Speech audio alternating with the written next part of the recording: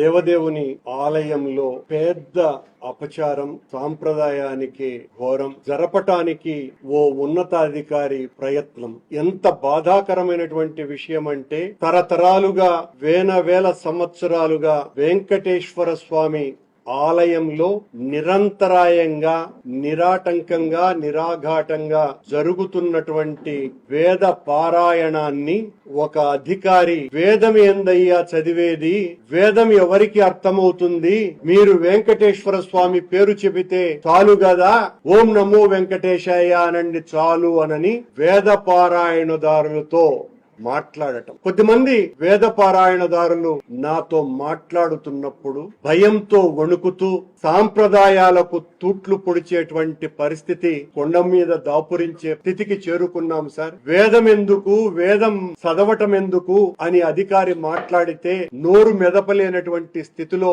మేమున్నాము అని అంటే, స్వామి ఆలయంలో ఎంత అపచారానికి శ్రీకారం చుట్టారు ఈ కూటమి ప్రభుత్వంలో ఉన్నటువంటి అధికారి అన్నటువంటి విషయాన్ని చెప్పదలుచుకున్నా. మన సాంప్రదాయాలకు, ఆచారాలకు, హిందూ ధర్మానికి నిట్ట నిలువున గొయ్యి తీసి పూడ్చేటువంటి కార్యక్రమం ఇది. వేదం అంటేనే బ్రహ్మదేవుని వాక్కు అన్నటువంటి విషయం అందరికీ కూడా తెలిసినటువంటిది. దేవాలయ సంస్కృతిని సమున్నతంగా విరాజిల్లింపజేస్తూ వస్తున్నటువంటి ఈ సాంప్రదాయానికి వేదం ఎవరికి అర్థమవుతుందయ్యా అని బెదిరింపుతో అది చెప్పాల్సినటువంటి పని లేదు అన్నటువంటి విషయాన్ని ఆ అధికారి మాట్లాడటం అన్నది ఎంత గుండెలు నులిపేసేటువంటి విషయం. సాక్షాత్తు వెంకటేశ్వర స్వామి ఆలయంలో పనిచేసేటువంటి ఓ అధికారి తనకున్నటువంటి అధికార గర్వంతో, బలంతో శరాఘాతంలాగా ఈ ప్రయత్నాన్ని చేస్తుంటే